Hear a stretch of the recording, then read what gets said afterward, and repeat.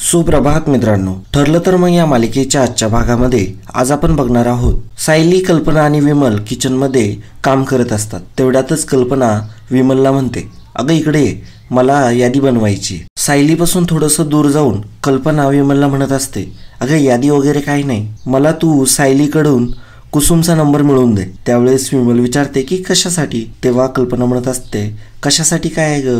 अगं मी जेव्हा पूर्ण आजीच्या रूममध्ये गेले होते तेव्हा अस्मिता विचारत होती की आपण छानपैकी रविराज यांचा मानपानाचा अधिक महिन्याचा मान देऊ. तेव्हा अस्मिता म्हणत होती, आपण त्यांचा तर करू, परंतु आपल्या अर्जुनचं काय? तेव्हा पूर्ण आजी म्हटली, त्या बिचाऱ्याला तर सासर पण नाही, त्याचा कोण मानपान करणार? मग म्हणूनच कुसुमला आपण या सगळ्या गोष्टी करायला लावू. यासाठी मला कुसुमचा नंबर हवाय, परंतु सायलीला संशय नाही आला पाहिजे बरं का की मी नंबर घेतलाय म्हणून. तेव्हा विमल म्हणते की तुम्ही तुमच्या रूममध्ये जा, मी तिच्याकडून बरोबर नंबर घेते आणि मग तो तुम्हाला आणून देते. कल्पना म्हणते की हो, परंतु तिला काही कळू देऊ नको, तिला जर कळालं ना तर तिला खूप वाईट वाटेल. हा, विमल म्हणते काही काळजी करू नका, मी आहे ना. आणि मग कल्पना तिथून निघून जाते. माफ करा मित्रांनो, पण जर तुम्ही चॅनलवर नवीन असाल किंवा अजूनही चॅनलला जर सबस्क्राईब केलं नसेल तर प्लीज सबस्क्राईब करा आणि बेल आयकॉनवरही क्लिक करा. स्टार प्रवाहावरील सर्व मालिका तुम्हाला आमच्या चॅनलवर बघायला मिळतील. धन्यवाद. विमल आणि सायली आता किचनमध्ये असतात. आता विमल सायलीपाशी जाते आणि म्हणत असते, अगं मला त्या बाजारात ना साखरे वेणी मिळाल्या होत्या, त्या म्हणत होत्या की कोणी घरगुती लोणचं पापड करून देईल का? तर त्यांना म्हटलं की आहे माझ्या ओळखीची एक. मग मला लगेचच कुसुम वहिनींची आठवण आली. तेव्हा सायली म्हणते, हो ना, त्यांना जास्तीत जास्त ऑर्डर मिळायला हव्या. तेव्हा विमल म्हणते की मला त्यांचा नंबर दे. आणि मग सायली कुसुमचा नंबर विमलला देते. आता दुसरीकडे रविराज आणि प्रिया मंदिरात आलेले असतात. रविराज म्हणत असतो की आपण या गरिबांना आज प्रसाद वाटूया, कदाचित आपल्याला यांची पुण्याई लावेल आणि आपली प्रतिमा देखील आपल्याला लवकरच मिळेल. आणि मग रविराज सर्वांना एक एक करून प्रसादाची थाळी देत असतो. प्रिया मनात म्हणत असते, अरे हा रविराज काय काय करून घेतोय माझ्याकडून, सकाळीच उपाशी पोटी ब्रेकफास्ट न करता इकडे घेऊन आला आणि आता या भिकाऱ्यांना जेवण वाटतोय. तेवढ्यातच एक भिकारी म्हणतो की आता तुमची शोध घेण्याची वेळ संपली, तुमचं हरवलेलेही परत सापडेल. तेव्हा रविराज म्हणतो, माझा अपशकुन आणि शकुनावरती कधी विश्वास नव्हता, परंतु आज मला असं वाटतंय हा तर शुभशकुन म्हणायचा. आणि मग रविराज हात जोडतो आणि प्रिया देखील म्हणते की हा शुभशकुनच दिसतोय. आणि तेवढ्यातच रविराजला एक फोन येतो. तो फोन पूर्णाजीने केलेला असतो. रविराज म्हणतो की पूर्णाजीचा फोन? पूर्णाजी म्हणत असतात की आम्हाला जावायला मान द्यायचा आहे, तेव्हा तुम्ही आमच्या घरी या. मला माहिती आहे तुम्ही इकडे यायचं टाळता, परंतु तरी पण तुम्ही प्रतिमाचा मान म्हणून इकडे या. त्या मुलीमुळे तुमच्यात आणि अर्जुनमध्ये जो कडवटपणा निर्माण झालाय तो सहजासहजी नाही जाणार आहे, मला माहित आहे. रविराज म्हणतो की पूर्णाजी पण. तेव्हा पूर्णाजी म्हणत असते, जर प्रतिमा जर पुन्हा आली आणि तिला जर आपल्या दोन घरांमध्ये जर दरी निर्माण झालेली दिसली तर तिला किती वाईट वाटेल.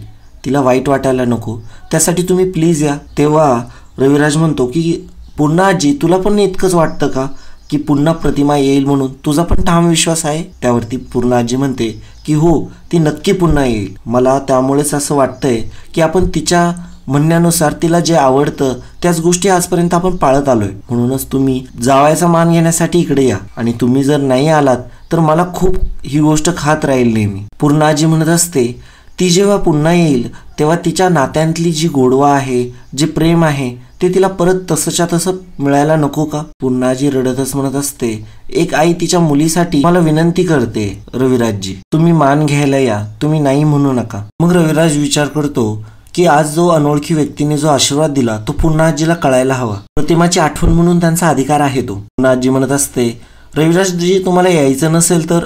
तेव्हा रविराज म्हणतात, मी येईल. आता पूर्णाजीच्या चेहऱ्यावरती खूप हसू उमटतं, तिला खूप आनंद होतो. रविराज म्हणत असतो की मी जर जावायचा मान घ्यायला नाही आलो तर प्रतिमाला चांगलं नाही वाटणार, मी नक्की येईल. तेव्हा पूर्णाजी म्हणते की मला माहित होतं की तुम्ही याल म्हणून, मी तुमची वाट बघते, तुम्ही जावायचा मान घेण्यासाठी लवकरात लवकर या. आणि मग फोन ठेवून देत. आता इकडे प्रिया मनातच म्हणत असते, झालं, फोटोतल्या बाईची आठवण काढून पूर्णाजीने परत रडारड केलेली दिसते. मानलेली सासू आणि जावई दोन्ही बेअक्कल. इकडे ऑफिसमध्ये अर्जुन बसलेला असतो. तो कॅलेंडर घेऊन काहीतरी करत असतो. तेवढ्यातच तिथे चैतन्य येतो. चैतन्य म्हणतो, हे काय करतोय अर्जुन? तेव्हा अर्जुन म्हणतो, मी माझं कॅलेंडर मिस सायली यांच्या कॅलेंडरशी मॅच करतोय. त्यांच्या कॅलेंडरमध्ये आमच्या कॉन्ट्रॅक्ट मॅरेजमधील डेट्स त्या ट्रॅक करत असतात आणि मी देखील.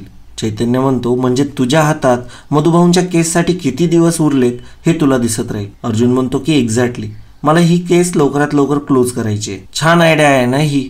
चैतन्य म्हणतो की हो. आता चैतन्य म्हणत असतो पण अर्जुन मला एक गोष्ट सांग, आपल्याला काही काही केसचा अंदाज असतो की ही केस 3 महिन्यात संपेल, परंतु ती केस 3-3 वर्ष चालते. तुला तर अंदाज होता की मधुभाऊंची केस 1 वर्षात संपेल, परंतु जर ती 1 वर्षात संपली नाही तर काय करणार आहे? हा किती मोठा प्रश्न आहे. तेव्हा अर्जुन म्हणतो की मग मला कॉन्ट्रॅक्ट मी सायली सोबत रिन्यू करावा लागेल, काही महिन्यांसाठी किंवा 1 वर्षासाठी. चैतन्य म्हणत असतो की तुला काय वाटतं, सायली ऐकेल? अरे तिला 1 वर्ष किती जड होऊन बसलंय. अर्जुन म्हणतो की मी त्यांना कॉन्ट्रॅक्ट रिन्यू करण्यासाठी फोर्स नाही करणार, त्यांना नसेल पाहिजे तर मी त्यांना जाऊ देईल. आणि जर हे कॉन्ट्रॅक्ट रिन्यू करायचं असेल तर तो डिसिजन आमच्या दोघांचा असेल, माझ्या एकट्याचा नाही. आता दुसरीकडे इकडे कल्पनाने विमलकडून नंबर घेतलेला असतो. ती कुसुमला फोन लावते. कुसुम इकडे बाजारामध्ये असते. कल्पना जेव्हा फोन लावते तेव्हा कुसुम म्हणते की हा कोणाचा नंबर आहे, आणि मग जेव्हा बोलायला लागतात तेव्हा कळतं की ती कल्पना आहे. कल्पना म्हणते की मी कल्पना बोलते, सायलीची सासू. आणि मग ती सर्व काही सांगू लागते. अधिक मासामध्ये जावयाला मान देण्याची प्रथा आहे आमच्यामध्ये, आणि तुम्ही सायलीचं माहेर देखील आहात. मग आता तुम्ही असं करा की मी तुम्हाला पाहिजे तेवढा खर्च पाठवते आणि तुम्ही मानाची तयारी करा फक्त. तेव्हा कुसुम म्हणते अहो आमचीच सायली आहे, मी स्वतः करेल खर्चाची काहीही गरज नाही, आणि मधुभाऊंना आवडणार देखील नाही मदत घेतलेली या गोष्टीमध्ये. आणि तुम्ही सायलीसाठीच करताय ना, मग तर मला आवडेलच ही गोष्ट. आणि नेमकं ही गोष्ट अस्मिता ऐकत असते. अस्मिता म्हणत असते मला तर सॉलिड चान्स मिळालाय. या आश्रमातील लोकांचा लय पुळका आहे ना आईला, तर आता बघा मी आता हिंचा कसा इन्सल्ट करते. कुसुम म्हणत असते तुम्ही इतकं सायलीसाठी करता, त्याची मला थोडी तरी परतफेड करू द्या ना. कल्पना मात्र म्हणत असते बरं ठीक आहे, काहीही लागलं ना मला फोन करा. आणि मग दोघेही फोन ठेवतात. आता इकडे ऑफिसमध्ये अर्जुन व चैतन्य एका केसबद्दल बोलत असतात, परंतु चैतन्य म्हणतो आपण सगळ्यात आधी ना काय करू, जेवण करूया. माझ्या पोटामध्ये इतके कावळे कावकाव करतायत ना, ते आता उडत उडत त्या राहुल सोळंकीच्या घरी जातील. आणि मग दोघेही हसू लागतात. अर्जुन म्हणतो की ठीक आहे, परंतु मी काही डबा नाही आणलेला आज घरून. आणि तेवढ्यातच सायली तिथं आलेली असते. सायली म्हणते कुठे बाहेर जायची काही गरज नाही, मी डबा आणलाय, मी आत येऊ.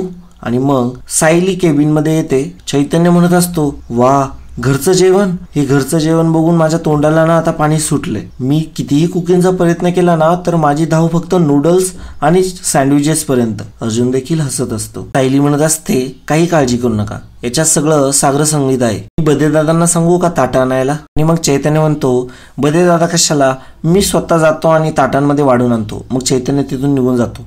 अर्जुन म्हणतो ही काय चालली आहे बायकोगिरी तुमची? अर्जुन म्हणत असतो मी पाठवलं असतं ना डबा घ्यायला कोणतरी. तेव्हा सायली म्हणते मग काय तुम्हाला आता इकडं बाहेर खाऊ द्यायचं होतं का? आणि आईंना आवडलं असतं का ते? आणि मला सर तुमच्याशी काहीतरी महत्वाचं बोलायचं होतं म्हणून आली आहे मी.